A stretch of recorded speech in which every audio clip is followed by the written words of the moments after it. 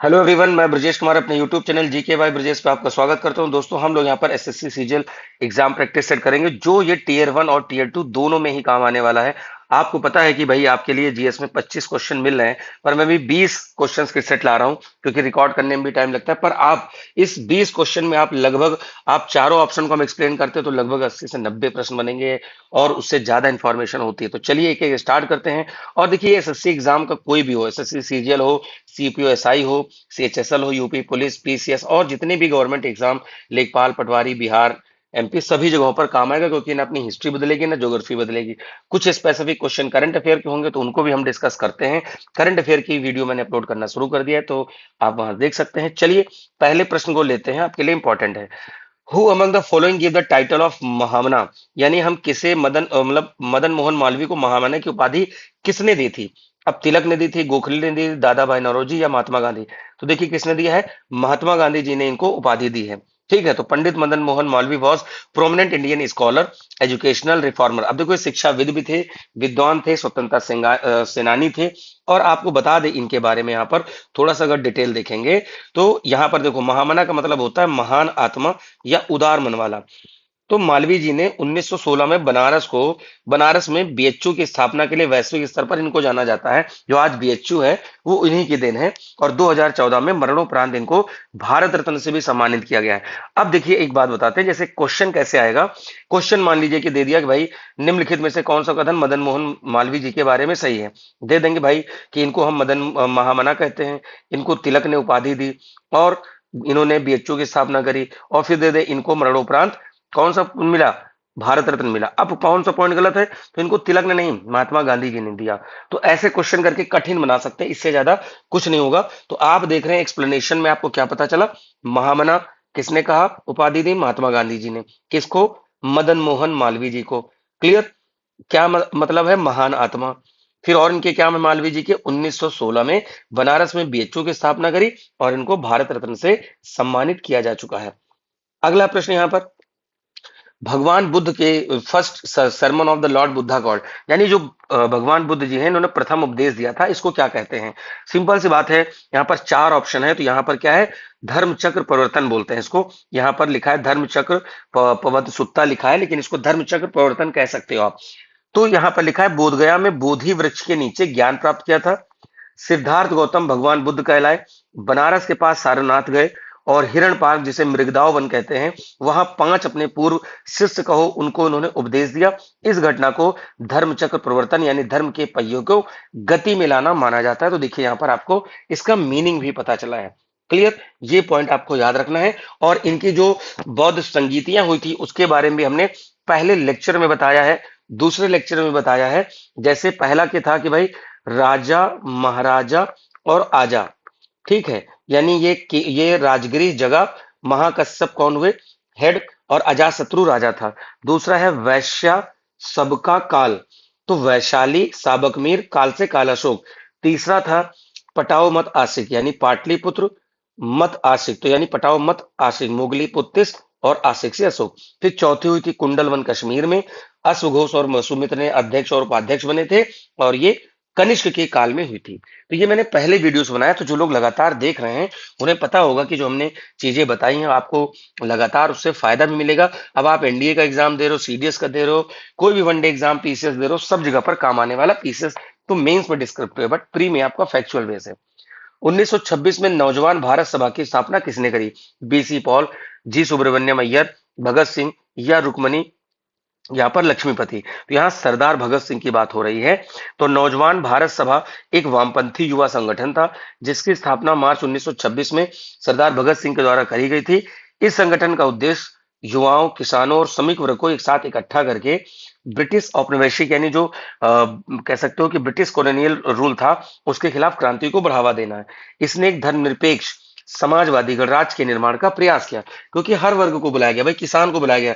तो ऐसा तो नहीं किसान केवल एक जाति धर्म के हैं या फिर श्रमिक एक धर्म के हैं, युवा भी सब तरह के हैं। तो इसीलिए आह्वान किया था नौजवान सभा 1926 बाई सरदार भगत सिंह। अगला है, लिखा है कि उत्तरामरेरु शिलालेख किस राजवंश की जानकारी प्रदान करता है? पल्लव, चालुक्य, चोल और सातवाहन। तो देखिए पहली बात, ये नाम सुनते ही दिमाग खराब हो जाएगा कि ये कहाँ पे है। तो भैया देखो चोल का है, तो तमिलनाडु के कांचीपुरम में है। प्रसिद्ध उत्तरामेरु शिलालेख परांतक चोल प्रथम 10वीं ईस्वी सदी के शासन काल का है। एक महत्वपूर्ण दस्तावेज है।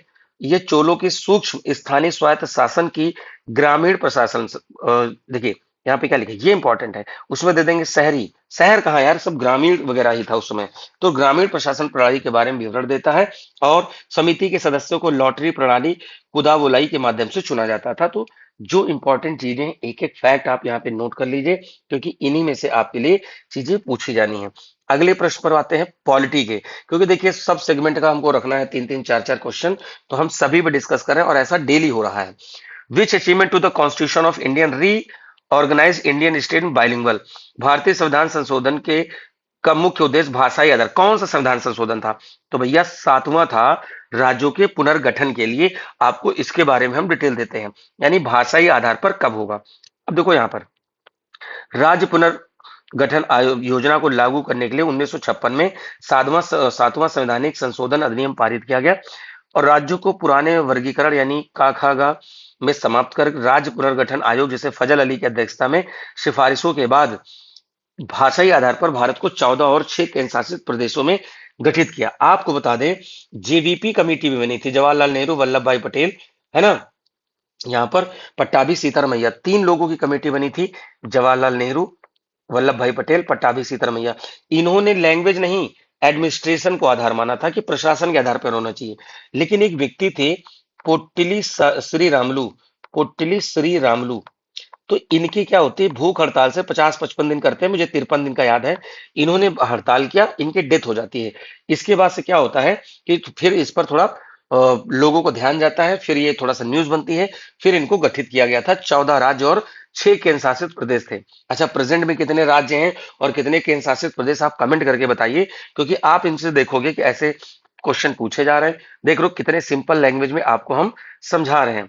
कह रहे हैं भारतीय संविधान का कौन सा अनुच्छेद शिक्षा के अधिकार से संबंधित है?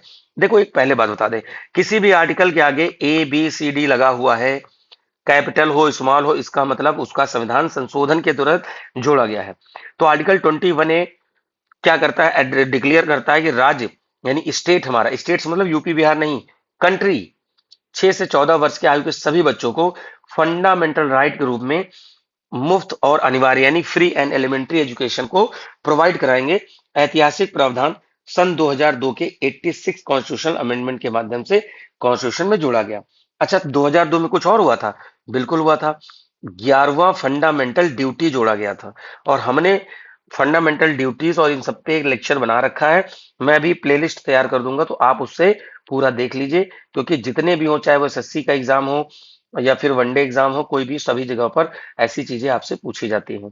चलिए भाई आगे बढ़ते हैं। अगर स्पीड नहीं मेंटेन कर पाएंगे तो बिल्कुल आप कमेंट करिएगा, तो मैं स्पीड को स्लो करूंगा, क्योंकि बच्चे बाद में अपलोडेड वीडियो देखते हैं तो उनका रहता सर हम 1.5 पे या 2x पे देखते हैं। ऑलरेडी मेरी स्पीड ज्यादा है, तो 2x पे भाई समझ के देखिएगा, क्योंकि अगर आप नोट्स बना लोगे बहुत बेटर है। आप देख रहे हो कि अगर पीडीएफ से लिखोगे तो भी इंफॉर्मेशन मिलेगी, हालांकि क्लास करते हो तो आपको देख रहे हो कितना एक्सप्लेनेशन हो रहा है। Directive principle of state policy कहां से ली गई है? तो भैया ये आयरलैंड से ली गई है। ऑस्ट्रेलिया से क्या लिया गया है? समवर्ती सूची, समवर्ती कंकरेंट लिस्ट ली गई है ना। यूएसएसआर से फंडामेंटल ड्यूटीज ली गई हैं। अमेरिका से fundamental right, president, judicial system, judicial review, ये सब लिया गया है अमेरिका से। यूके से क्या लिया गया है? पार्लियामेंट सिस्टम, सिंगल सिटीजनशिप, ये सब लिया गया है। आपातकाल उपबंध कहां से लिया गया है? जर्मनी से। जर्मनी से क्या लिया गया? इमरजेंसी चीजें ली गई हैं। क्लियर? तो इतनी सारी चीजें मैंने बताई। आप देख रहे हो एक क्वेश्चन में आपकी कई चीजें तैयार हुई। तो देखो भैया, डीपीएसपी कॉन्स्टिट्यूशन के पार्ट 4 आर्टिकल 36 से 51 में संविधान निर्माताओं ने इसको आयरलैंड के संविधान से लिया है, 1937 में उधार लिया था। जिसने इसे स्पेन के संविधान से लिया, यानी आयरलैंड ने भी कहां से लिया था? स्पेन से लिया था। डीपीएसपी को ये नॉन जस्टिबल है, यानी या डायरेक्टिव प्रिंसिपल स्टेट पॉलिसी को लेकर आप सुप्रीम कोर्ट नहीं जा सकते हो कि हाँ स्टेट ने इनको फॉलो नहीं किया। डीपीएसपी जो है वो स्टेट को कह सकते हो कि एक आदेश देते हैं, वो भी मैंडेटरी नहीं है कि आप जब कानून बनाए तो डीपीएसपी को ध्यान में रखकर बनाए, क्योंकि डीपीएसपी का उद्देश्य ही है वेलफेयर, यानी जन कल्याण करना। ये पॉइंट आपको याद रखना है। अगला है, थोड़े से ज्योग्राफी और पर्यावरण से क्वेश्चन समझते हैं। कह रहे हैं, किस क्षेत्र में दैनिक ताप अंतर यानी दिन और रात के तापमान के बीच में अंतर, ऑब्वियस सी बात है, दिन में मैक्सिमम तापमान होगा, रात में मिनिमम होगा, इसका डिफरेंस पूछा जा रहा है। तो देखो भैया, चिल्का झील पानी देर से ठंडा गर्म होता वैसे बना रहेगा। एवरेस्ट, अंडमान निकोबार, थार मरुस्थल। तो डेजर्ट थार मरुस्थल कहाँ है भाई साहब? राजस्थान में है ना। देखो जैसे ये अरावली है, अरावली के पश्चिम में थार डेजर्ट मिलता है, क्लियर। तो यहां पर दैनिक तापांतर क्या होता है? बहुत होता है। तो हम देखो यहां पर इसका एक्सप्लेनेशन देते हैं। रेगिस्तान में ह्यूमिडिटी कम होती है, बादल कम होते हैं। तो क्या होता है, जब देखो बादल होंगे तो सनलाइट को रोक लेंगे, लेकिन बादल नहीं है तो सनलाइट कहाँ आएगी? डेजर्ट में आएगी। तो दिन में तेजी से गर्म होते हैं, रात में ठंडे हो जाते हैं। थार मरुस्थल में दैनिक तापांतर यानी डेरोनल टेम्परेचर मैक्सिमम होता है, दिन का तापमान 45 डिग्री से ज्यादा, रात बहुत ठंडी हो जाती है। उम्मीद है समझ में आया होगा। थार डेजर्ट की और क्या खासियत है? मोस्ट पॉपुलेटेड डेजर्ट है। क्या है? मोस्ट पॉपुलेटेड डेजर्ट है, विश्व में सबसे घनी आबादी वाला डेजर्ट है। ये भी आपको बात इसमें पता चल गई है। आइए आगे प्रश्न में बढ़ते हैं। कह रहे हैं, भारत में काटो और जलाओ जिसको झूम कहते हैं, स्थानीय रूप से कुरवा कहा जाता है। देखो झूम को स्लैश एंड बर्न भी बोलते हैं। काटो जलाओ और खेती करो, इसको हम शिफ्टिंग कल्टीवेशन भी कहते हैं। शिफ्टिंग कल्टीवेशन, स्थानांतरित कृषि। क्या है भाई? पेड़ है, काटे पीटे जलाए खेती करे, एक दो बार किए उसके बाद फिर कहीं घूम गए, फिर वहां के पेड़ पौधों को काटे जलाए, फिर खेती की। इसी को बोलते हैं शिफ्ट करना। पेड़ को काट जला रहे हैं तो इसको बोलते हैं स्लैश एंड बर्न। जैसे नॉर्थ ईस्ट इंडिया में इसको हम बोलते हैं झूमिंग। आप यू करिए डबल ओ करिए, उससे कोई दिक्कत नहीं, झूमिंग समझ में आना चाहिए। उम्मीद है पॉइंट समझ में आया होगा। और थोड़ा एक्सप्लेनेशन देख लेते हैं। मैं आपको ऑलरेडी एक्सप्लेन कर देता हूं। कह रहे हैं शिफ्टिंग कल्टीवेशन या स्लैश एंड बर्न को भारत में विभिन्न क्षेत्रों में अलग अलग नाम से जानते हैं। वनस्पतियों को जलाकर, जंगल के टुकड़ों को साफ कर कर कुछ मौसम के लिए फसलें उगाते हैं और फर्टिलिटी वापस आने के लिए उसे खाली छोड़ देते हैं। झारखंड में कुरवा, उत्तर प्रदेश में झूमिंग, एमपी में बेवर दहियार, आंध्र प्रदेश में पोडू कहते हैं। आंध्र प्रदेश में पोडू कहा जाता है। तो बताओ भैया, एक क्वेश्चन में और क्या चाहिए, है ना। कह रहे हैं साउथ इंडिया की यानी पेनिनसुलर भारत की सबसे लंबी नदी बताइए। तो भैया सबसे लंबी नदी गोदावरी। सेकंड लॉन्गेस्ट यहां पर कौन सी मिलेगी? कृष्णा, है ना। तो गोदावरी क्या है? सबसे लंबी है। पेनिनसुलर इंडिया की सबसे लंबी बड़ी प्रणाली जो है गोदावरी है, 1465 किलोमीटर की लंबी है।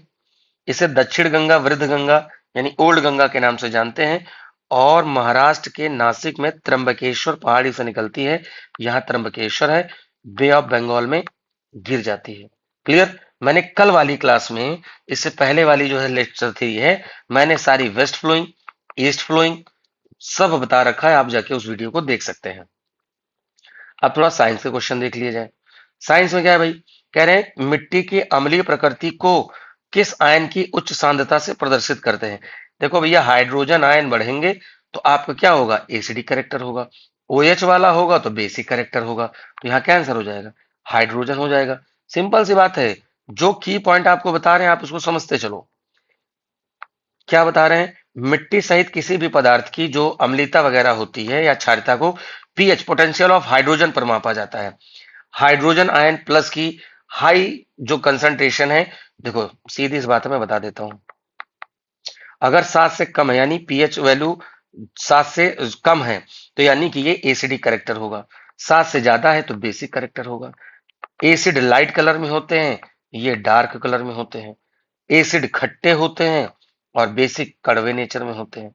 अभी बताओ भैया, कहां से समस्या आ रही? कोई तकलीफ, दुख, परेशानी, दर्द, पीड़ा, मानसिक पीड़ा, ऐसा कुछ, है ना। तो ये चीज समझ में आई? नहीं भैया, हम यही सॉल्व करेंगे पढ़ाई वाला।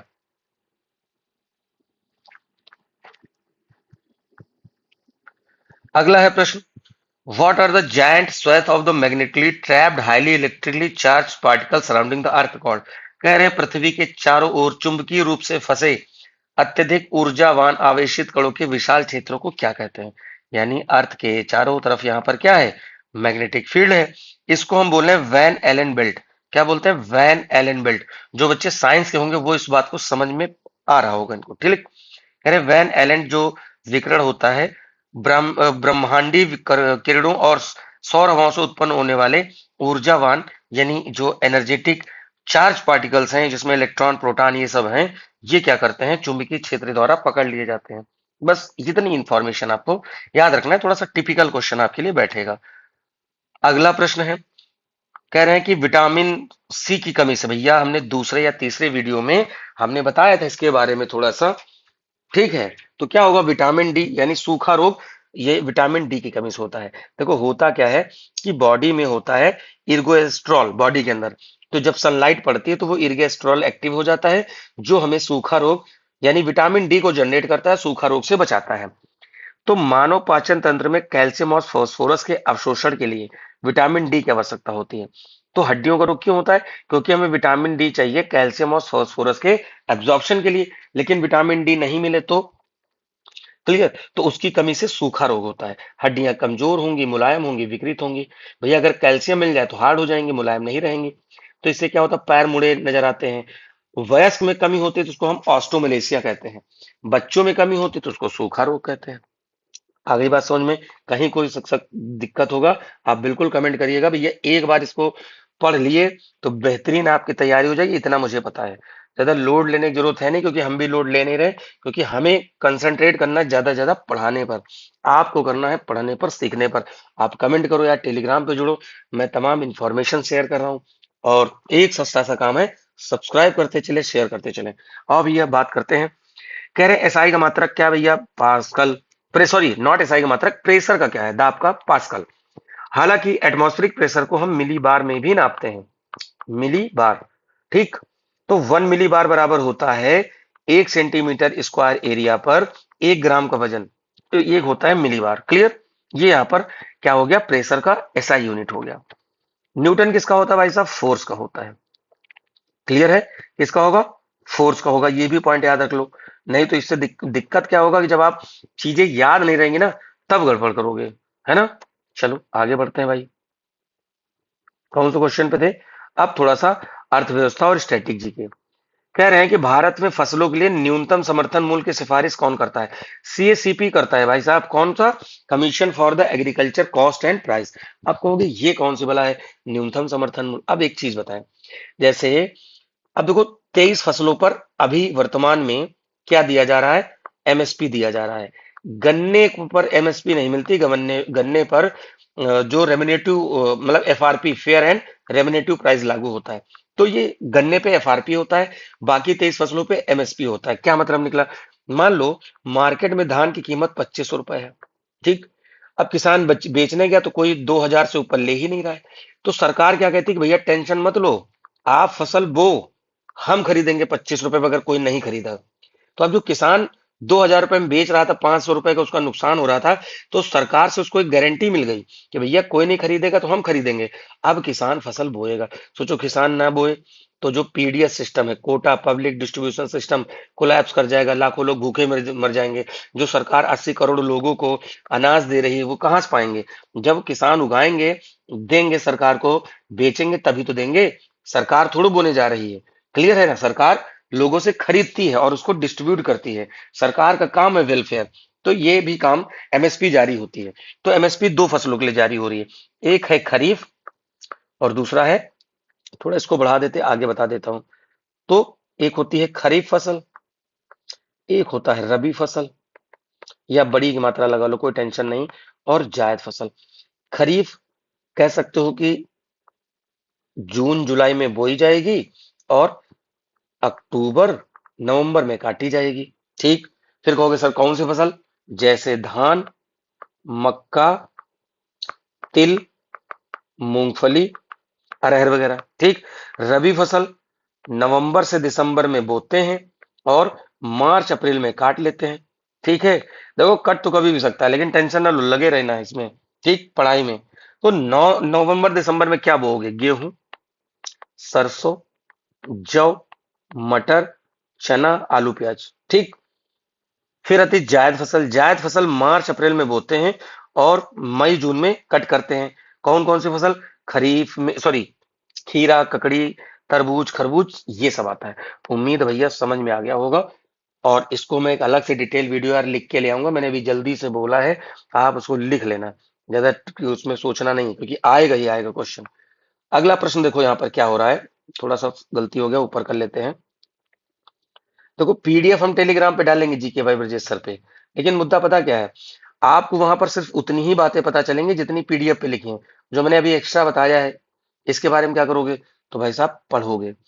अगला, प्रतिष्ठित डॉक्टर शांति स्वरूप भटनागर पुरस्कार के पहले प्राप्तकर्ता कौन थे, तो के एस कृष्णन साहब थे। तो ये काहे के लिए देते हैं भाई, है ना, किस लिए देते हैं, और देखा जाए विज्ञान और प्रौद्योगिकी के लिए, यानी साइंस एंड टेक्नोलॉजी में, जिसको हम एसएसबी पुरस्कार कहते हैं, शांति स्वरूप भटनागर सर्वोच्च बहुविषयक विज्ञान पुरस्कार है जो सीएसआईआर के द्वारा दिया जाता है। ये पॉइंट आपको याद रखना है, ठीक है।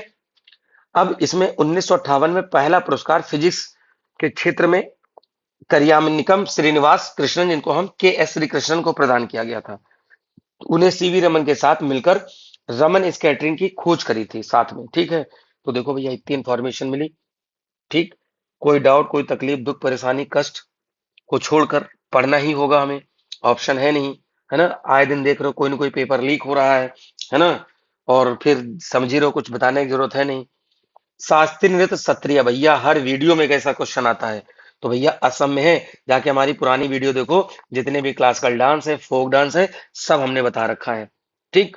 तो कहाँ का है सत्रिया, असम का है। वैष्णववाद मठ जिन्हें सत्र कहा जाता है, इसी से निकला टर्म सत्रिया निकला।